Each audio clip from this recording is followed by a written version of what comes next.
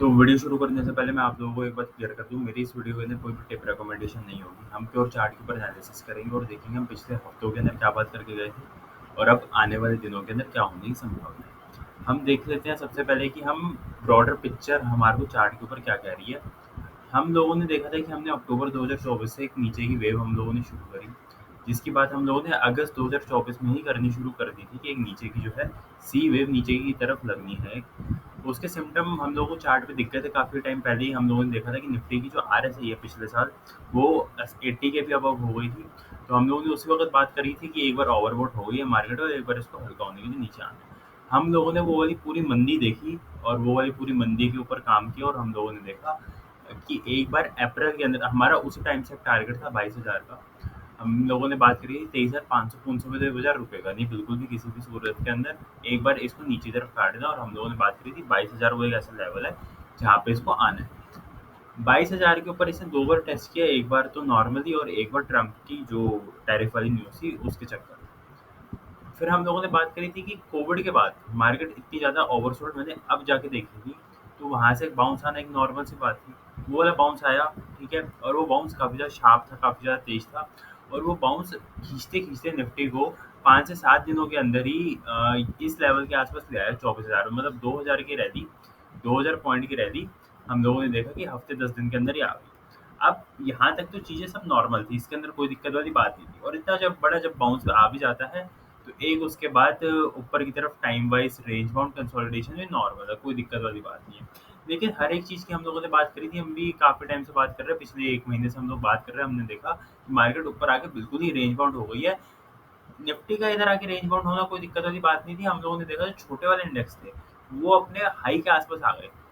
वहाँ पे कुछ ना कुछ चीज़ें खटकनी शुरू हुई और उससे पहले जो है बैंक निफ्टी ने ऑल टाइम हाई मार दिया। तो ये वाली चीज़ें जब भी ऐसा होती है तो मार्केटें क्या कहती हैं?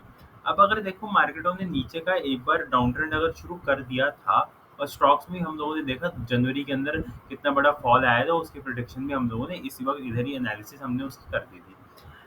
जब भी ऐसा वाला सिनेरियो बनता है कि मार्केटें एक बार अगर नीचे आती हैं और उसके बाद दोबारा अपने उन्हीं लेवलों के ऊपर आ जाती है जहाँ से वो गिरना शुरू करी थी, तो कहीं न कहीं उन लोगों को निकलने का मौका देती है जो हायर लेवल पे फँस गए थे।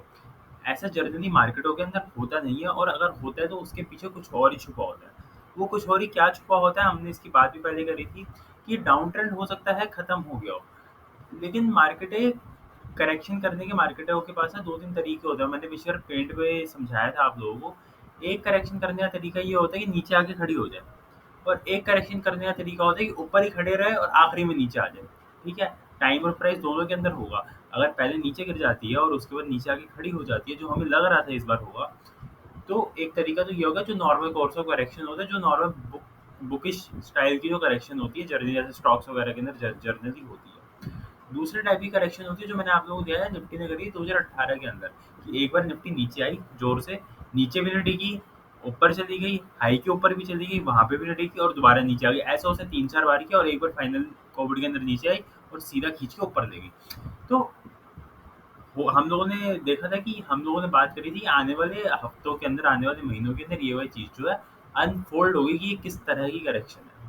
फिर हम लोगों ने देखा निफ्टी वहीं पे खड़ी रही। अल्ट्रा शॉर्ट टर्म के ऊपर अब आ जाते हैं। हम लोगों ने देखा पिछली बार जब मैं वीडियो बना के गया था उसके बाद निफ्टी वहीं पे खड़ी रही। इस बीच वॉर की भी न्यूज़ लगी, एक बार इंडिया पाकिस्तान की वॉर की न्यूज़ लगी थी और अभी जो है ईरान और इसराइल की भी वॉर की न्यूज़ लगी। इस बीच भी हम लोगों ने देखा मार्केटें नीचे नहीं है। पिछले हफ्ते हम लोगों ने देखा था कि एक बार 25,000 150-200 के लेवल से मार्केटों ने ऊपर से नीचे काटा था और वहाँ पे हम लोगों ने देखा पैटर्न की कंफर्मेशन भी आ गई थी। लेकिन उस पैटर्न कंफर्मेशन का अभी तक कोई भी फॉलो अप नहीं आया। पिछले हफ्ते तक चार्ट के ऊपर भी भाव छप गए थे और बैंक निफ्टी भी गिर गई थी, उसमें भी डाइवर्जन थे। लेकिन सर वहाँ पे भी हम लोगों ने देखा नीचे तरफ कोई अट्रैक्शन नहीं आया। फिर हम लोगों ने देखा था उस पिछले हफ्ते थर्सडे के दिन निफ्टी और बैंक निफ्टी बिल्कुल रेंज बाउंड थे और जो छोटे वाले इंडेक्स थे वो गिरे हुए थे, वो पीछे काफ़ी ओवरबॉट भी हो गए, नीचे चल चल के सीधा ऊपर आए थे। उन लोगों ने करेक्शन करी थी और उसके बाद हम लोगों ने देखा फ्राइडे के दिन उन्होंने बाउंस लिया और निफ्टी और बैंक निफ्टी ने पूरा पूरा ऊपर की तरफ काटना शुरू कर दिया। ये अभी तक सर पूरा हम लोगों ने देखा पिछले 6 महीने के अंदर क्या हुआ है हमारी मार्केटों के अंदर। अब आगे देखो सर, मैंने आप लोगों को लेवल दे रखे हैं 25,200 250 के। मैंने आप लोगों को इसके अंदर साफ बोल रखा है कि मार्केटें अगर इन लेवलों के ऊपर जाके सस्टेन करती हैं, तो कहीं न कहीं एक बार जो है हमारा वो जो रेंज बाउंड केस है वो एक्टिवेट हो जाएगा। रेंज बाउंड केस हमारा क्या कहता है? वो ये कहता है कि हम लोग 2018 की स्टाइल वाली करेक्शन के अंदर हम लोग चले जाएँगे, जहाँ पे सर ये हो सकता है हाई के आस-पास हो सकता है, मैं इसलिए लगा रहा हूँ क्योंकि ये नीचे से भी पलट सकता है, हाई से भी पलट सकता है और हाई के ऊपर जाके भी पलट सकता है। उस वीडियो के अंदर मैंने आप लोगों को साफ बोला 27,000 मुझे नहीं लगता आने वाले 2 साल भी कटेगा, ठीक है? 2 साल ऐसे नहीं है कि एग्ज़ैक्ट 2 साल, हो सकता है 1.5 साल, जो भी करेक्शन चली मतलब 27,000 के नीचे-नीचे ही मामला निपटेगा। अगर ये वाली चाल ऊपर की तरफ ही एक बार कंटिन्यू कर देती है ना, तो 27,000 के नीचे-नीचे ही मामला निपटेगा। पहले तो ये वाला भी क्वेश्चन है कि 27,000 आएगा या नहीं आएगा, मेरे को तो अभी तक बिल्कुल उम्मीद नहीं लग रही है। और अगर हम लोग ये वाली बात भी देखें कि अब प्रॉब्लम क्या है कि दिक्कत ये आएगी ये बाज़ार ना कहीं से भी पलट जाएगा।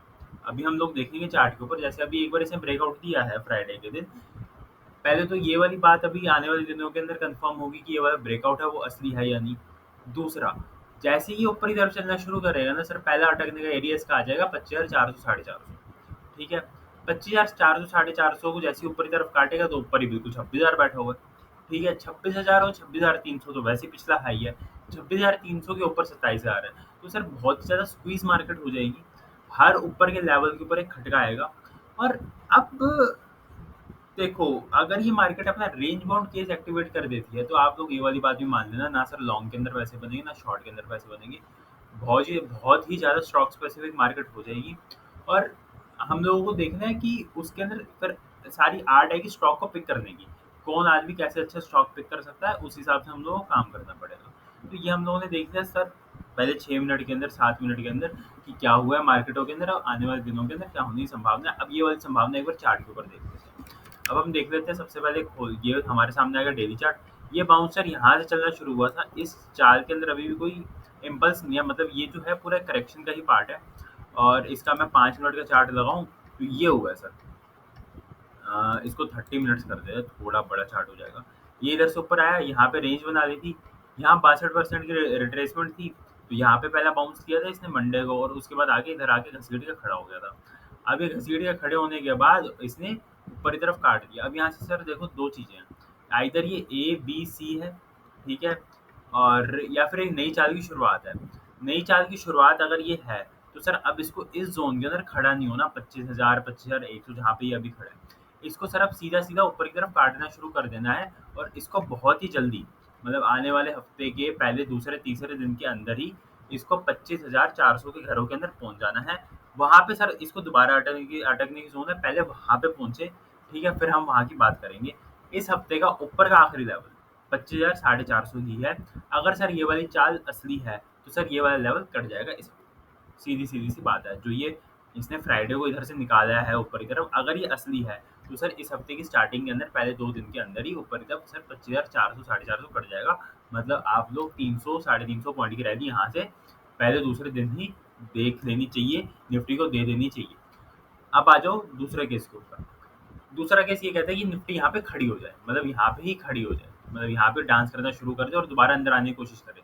मतलब अगर ये अब 24,900 के अंदर नीचे आने की कोशिश करता है, जैसे ये वाले हाई के नीचे आने की कोशिश करता है, तो सर ये दोबारा उसी रेंज के अंदर दोबारा घुसेगा। तो फिर ये अपनी रेंज की अपना टाइम वाइज और प्राइस वाइज करेक्शन बनाएगा। तो अब आने वाले दिनों के अंदर हम लोगों को क्या देखना है, मंडे या ट्यूसडे को एक तो ऊपर की रैली इसको बना देनी चाहिए, पहली बात। दूसरी बात, अब ये वाले इसको 980 25,000 के नीचे नहीं आना चाहिए, सीधा-सीधा खेल है। 24,900 तो बिल्कुल नीचे नहीं आना चाहिए और पहली बात 25,000 के भी नीचे इसको नहीं आना चाहिए, ठीक है? अगर ये वाला ब्रेकआउट जो असली है, 24,900 बिल्कुल अब हम लोगों के लिए क्लियर कट एक स्टॉप लॉस बन गया है इस कैंडल का, ये चाल इधर से निकली है, ठीक है? अब आ जाओ बैंक निफ्टी के अंदर, सेम बैंक निफ्टी का यही हाल है, इधर से इसने ब्रेकआउट दे दिया है, 30 मिनट्स का चार्ट लगाया है, 2 ही बातें, या तो ये एबीसी, अब इसके अंदर तो बाउंस ही दिख रहा है साफ, इसके अंदर तो बाउंस ही दिख रहा है, तो वो साफ दिख जाएगा अब आने वाले दिनों के अंदर। अगर ये अब इसको इस एरिया के अंदर बिल्कुल नहीं आने चाहिए, 56,000 के नीचे, ठीक है? ये वाला जैसे हाई निफ्टी के अंदर बना हुआ है, बैंक निफ्टी में भी ये वही सेम सीन है, इसको सर अब ऊपर की तरफ निकालते रहना चाहिए अगर ये वाली चाल असली है तो। और अगर ये यहीं पर ड्रामेबाजी करना शुरू कर देता है, ये वाले लो काटना शुरू कर देता है, तो सर समझ जाना है दोबारा ये रेंज बाउंड हो गया, ठीक है? और जूनियर, अब जूनियर के अंदर देखो कुछ हुआ ही नहीं। हम वहाँ पे तो थोड़ी बहुत तेज़ी की बात कर रहे हैं, इस चार्ट को देखो तेज़ी की बात कर ही नहीं सकते, कुछ है ही नहीं इसके, साफ बाउंस है, ठीक है? तो इसके अंदर अब ये वाली ज़ोन तो सपोर्ट की है, ये 65,000 के आसपास, लेकिन बस वही है, अब यहाँ से इधर इसने बाउंस दिया, अगर ये वाला ज़ोन ऊपर की तरफ काटना शुरू कर देता है 67, 100, 200 के, तो ये भी एक बार इस हाई के आस-पास आ जाएगा। तो ज़्यादा लंबी-चौड़ी चालें तो नहीं है, लेकिन वो सही है। और ये मिड कैप, स्मॉल कैप इन्होंने गिराया था और उसके बाद वो वाली कैंडल जो है पूरी कैंसल कर दी है। और अभी तो ठीक है, सपोर्ट के ऊपर ही है, जब तक ये सपोर्ट के ऊपर है ठीक है। और ये स्मॉल कैप है, इसने भी हल्का-सा बाउंस लिया। ठीक है, 500 ने अच्छा काम कराया। निफ्टी 500 ने अच्छा काम कराया है, ये पूरी ब्रॉडर मार्केट बताता है। तो देखते हैं अब आने वाले दिनों के अंदर इसका फ़ॉलो-अप कैसे आता है, क्या आता है। अब सर फ़ॉलो-अप का वेट है बस। इस कैंडल का फ़ॉलो-अप आना चाहिए, मोरोबोजो बना के गई है निफ्टी, सेम बैंक निफ्टी, ठीक है। बस अब ये ना खड़े होने वाला सीन नहीं होना चाहिए यहाँ, सीधी बात है सर, ठीक है। अब खड़ा जितना इन लोगों को होना था दोनों इंडेक्स को हो गया, अब सर इसको सीधा-सीधा ऊपर जाना चाहिए अगर ये वाली चाल असली है तो, ठीक है। और अब हम लोग ना शुरू कर रहे हैं। पहले तो हम लोगों ने काफ़ी टाइम से स्टॉक स्पेसिफिक जो हमारा पार्ट था वो हम लोगों ने रोक रखा था, क्योंकि सर मार्केट नीचे आ रही थी मुँह उठा के। उसके बाद रेंज बाउंड हो गई, रेंज बाउंड होने में कोई-कोई स्टॉक्स भाग गए। उनको तो पता ही नहीं चला सर कब भाग गए वो। अब जैसे BELM, CXA तो सीधा-सीधा ऊपर चले जा रहे हैं। BSE भी नीचे नहीं आ रहा। तो कुछ स्टॉक्स ऐसे थे तो वहाँ पे तो चलो काम करने का मतलब है नहीं अभी। और अब हम लोग आ रहे हैं स्टॉक स्पेसिफिक, एक बार हम लोग देख लेते हैं कैसे-कैसे चार्ट अभी बने हुए हैं। और अब थोड़ी-थोड़ी स्टॉक स्पेसिफिक हम लोग बात करनी शुरू करेंगे, ठीक है? तो पुराना टाइम आप लोगों को याद आ जाएगा, कैसे हम लोग बातें किया करते हैं स्टॉक स्पेसिफिक, ठीक है? अब आ जाते हैं हम लोग सबसे अभी जो मुझे अच्छा रिस्क रिवॉर्ड तो नहीं है, लेकिन जो चालें बनती हुई दिख रही हैं, वो दिख रही हैं लाइफ इंश्योरेंस के अंदर। लाइफ इंश्योरेंस के अंदर हम लोगों ने देखा MFSL। MFSL सीधा-सीधा ऊपर की तरफ काट गया। अब ये तो देखो कहीं न कहीं ओवरबॉट हो गया है, और ये ओवरबॉट हुआ है तो ये भी कोई न कोई अगर डिप देता है, तो यहाँ पे हम लोगों को ठीक-ठाक क्वांटिटी के अंदर काम करना है। अब ठीक-ठाक क्वांटिटी ऐसे फेज़ के अंदर क्या है? सर देखो, अगर आप लोग ₹100 से काम करते थे ना पिछली बुल रन के अंदर, तो आप लोगों को अपनी क्वांटिटी को आधा कर देना है, सीधा-सीधा खेल है, ठीक है? ज़्यादा किसी माल को सर पे नहीं चढ़ाना, और स्टॉक स्पेसिफिक रहना है, ठीक है? काफ़ी ज़्यादा स्पेसिफिक रहना है। अब ये जैसे ये ओवरबॉट हो गया, अगर ये कहीं न कहीं इस ज़ोन के अंदर मिलता है 1515 के आस-पास, तो हम लोग इसके अंदर थोड़ा बहुत काम कर सकते हैं। और अब आ जाओ, इसी का भाई है HDFC लाइफ। ये अब ठीक है, मतलब अब इसे निकालने की कोशिश करिए, और ये इसका बहुत बड़े वाला ब्रेकआउट आएगा अगर ये इस ज़ोन के ऊपर जाके सस्टेन कर देता है इस बार तो इसके अंदर हम लोग काम कर सकते हैं। MFSL के अंदर डिप का वेट करना है, और अगर ये नीचे इधर से सीधा निकालना है, ये HDFC लाइफ अगर इधर से सीधा निकालना शुरू करता है, तो हम लोग इसके अंदर काम कर सकते हैं, ठीक है। बाकी हमारा एक्साइड तो देखो रेंज बाउंड है, तो इसके अंदर तो आप कुछ कर नहीं सकते इस बार। और ये बायर्स क्रॉप, बायर क्रॉप ना देखो सर, ये इसका वीकली चार्ट है। इस चार्ट के अंदर हम लोगों को क्या दिख रहा है, इसकी सर परफॉर्मेंस बिल्कुल भी नहीं है पिछले 10 सालों से। तो अब इसने पिछली बार ये जो रिजल्ट आए थे उसके ऊपर निकालने की कोशिश करी थी। मैक्सिमम इसके डाउनसाइड आज की डेट के अंदर ये एरिया है, इसका जो गैप एरिया दिख रहा है 5100, ₹400 नीचे की तरफ है, मतलब मोटा-मोटा 8-10% के आसपास। लेकिन अगर ये इधर से संभाल के ये वाली ज़ोन ऊपर की तरफ काटना शुरू कर देता है, ये 5600 50-50 की, तो इसके अंदर भी काम किया जा सकता है, ठीक है। बाकी एक तो ये पिरामल भी अभी तक तो सर देखो कोई वेव इसके अंदर इम्पल्स शुरू नहीं हुई है, लेकिन ठीक है, इसने ये इधर से चाल ली थी और यहाँ पे एक इसने अच्छी कैंडल बनाई है। तो अब आने वाले दिनों के अंदर अगर इसका फॉलो अप आता है तो इसके अंदर हम लोग काम कर सकते हैं। बाकी सो मैनी सिरेमिक्स, इसके अंदर ये कैंडल आई थी, अभी आके यहाँ पे आके खड़ा हो गया। अब रेजिस्टेंस का एरिया तो है इसका, तो अगर ये नीचे की तरफ नहीं काटता और ऊपर की तरफ ये घुमा के इधर से निकालना शुरू कर देता है, आप लोगों को रिवर्सल कैंडल मिलती है, कोई बढ़िया सेटअप मिलता है, तो इस ज़ोन के नीचे आप स्टॉप लॉस लगा के काम कर सकते हैं, लेकिन पहले इसे ना प्राइस के अंदर आने देना, ठीक है। और अगर मैं देखूँ अतुल ऑटो, अतुल ऑटो अब सपोर्ट के ऊपर आ गया सर। ये 62% की रिट्रेसमेंट है, और यहाँ पे ये कुछ ना कुछ तो मतलब कहीं न कहीं एक्यूमुलेशन हो सकती है अगर ये वाली ज़ोन संभल जाए 430 के आसपास की। इसको इस ज़ोन के अब ज़्यादा नीचे सस्टेन नहीं करना, 420-30 के आसपास, ठीक है? ये वाले जो इसने लो बना दिए 400 के आसपास के, इसको ज़्यादा मार्जिन से नहीं काटना, और इसको अगर ऊपर की तरफ अभी ही शुरू करना है, तो ये वाला एरिया इसको जल्दी काटना है 520, 525, ठीक है? तो ये अतुल ऑटो हो गया। जमुना ऑटो, जमुना ऑटो काफ़ी बढ़िया चार्ट है। अभी तो शॉर्ट टर्म के अंदर नेगेटिव चार्ट है, लेकिन इसके अंदर हम लोगों ने देखा ये नीचे पूरी गिरावट आई थी। ये अभी तक तो इसका बाउंस चल रहा है, ठीक है। बाउंस ये हो सकता है एक्सटेंड कर जाए जब ये 95 के आसपास काटे ऊपर की तरफ, और नीचे हम लोगों का क्लियर कट स्टॉप लॉस बना हुआ है 85 के आसपास का। तो नीचे की तरफ सर बहुत छोटा हमारा स्टॉप लॉस है, और अगर ये ऊपर की तरफ काटना शुरू करता है तो अच्छा काम ये करा सकता है। बाकी अगर मैं देखूँ स्टॉक्स, तो एसकेएफ इंडिया, ये सर मेटल फैब्रिकेशन के अंदर है, और इसके अंदर हम लोगों ने गिरावट आई थी और ये ऊपर आके खड़ा हो गया। ऊपर ये अच्छी खासी सपोर्ट के ऊपर है अपनी। मैक्सिमम डाउन साइड इसकी वही है, गैप एरिया 41 100 के आसपास इसकी अच्छी सपोर्ट है। वैसे तो सर अगर ये इधर से निकालना शुरू करता है तो सर फिर ये ना गैप एरिया आएगा, ना ये एरिया, ये वाला 4100 आएगा। तो बस हम लोगों के सामने स्विंग लो है 4500 के आसपास का, इसको मान के हम काम कर सकते हैं। लेकिन सर फॉलो अप आना जरूरी है अभी इन स्टॉक्स के अंदर। भाव के अंदर कुछ दिखना चाहिए तो ही हाथ लगाना, नहीं तो अभी दूर रहना, ठीक है। और अगर काम भी करना है सर छोटी क्वांटिटी के अंदर करना, ठीक है। पराज इंडस्ट्रीज, इसके अंदर हम लोग देख रहे हैं कि 470 ये वाले लो मान लो, अब 450, ये अच्छी सपोर्ट है। तो जब तक नहीं कटते तो हम इसके अंदर देख सकते हैं इसको। और दीपक फर्टिलाइजर, ये तो सर आप लोगों को पता है, यहाँ डिस्कस किया करते थे, फिर ये वाली पूरी चाल खाई, फिर ये वाली करेक्शन आई तो हम इसके अंदर साइड हो गए थे। अब सर ये घुमा घुमा के ऊपर की तरफ निकाल रहा है, तो ठीक है सर, ठीक ठाक सपोर्ट के ऊपर है। ये 1500 का स्टॉप लॉस मान के इसके अंदर भी हम लोग काम कर सकते हैं। बाकी माइंस के अंदर सर एल्काइल माइंस अभी रेजिस्टेंस में बंद करके है, लेकिन सर इसने निकालने की कोशिश करी है, ठीक है। बालाजी अभी नहीं चला, लेकिन इसने निकालने की कोशिश करी है। रैलीज इंडिया अच्छी सपोर्ट के ऊपर है, ब्रेकआउट आ चुका है, इसको भी देख सकते हैं हम लोग, ठीक है। और मेरे ख्याल से हो गए हैं, काफ़ी है ये वाले स्टॉक्स, इनके अंदर ध्यान दो, ठीक है। कोई भी मार्केट की रैली आती है, ये वाले स्टॉक्स पार्टिसिपेट करेंगे, करने चाहिए इनको। लेकिन हम लोगों को अभी फॉलो अप का वेट करना है, निफ्टी में भी, बैंक निफ्टी में भी, और ये स्टॉक्स के अंदर भी। स्क्रीन के ऊपर जब तक जाते हुए चीज़ें नहीं दिखती, कोई भी सौदा मारने की ज़रूरत नहीं है, ठीक है। सीधा सीधा सा खेल है। तो अब पूरा मैंने कंक्लूड कर दिया, एक बार कंक्लूड फिर से कर देता हूँ, पूरा मैंने एक्सप्लेन कर दिया। कंक्लूजन का टाइम है। हम लोग बियरिश साइड पे थे, ठीक है। बियरिश साइड पे अभी भी हम लोग हो जाएंगे अगर ये वाली चीज़ें नीचे कटते हुए दिखती हैं। पिछले हफ्ते तक पैटर्न कंफर्मेशन आया था, लेकिन उसका फॉलो अप नहीं आया। आज की डेट के अंदर एक ऊपर की तरफ चाल आएगी। अब ये इम्पल्स है, करेक्टिव हो, आने वाले दिनों के अंदर पता चल जाएगा। अभी तक ये इम्पल्स है, इसके ऊपर कोई भी चार्ट के ऊपर कोई भी सिम्टम नहीं है, ठीक है।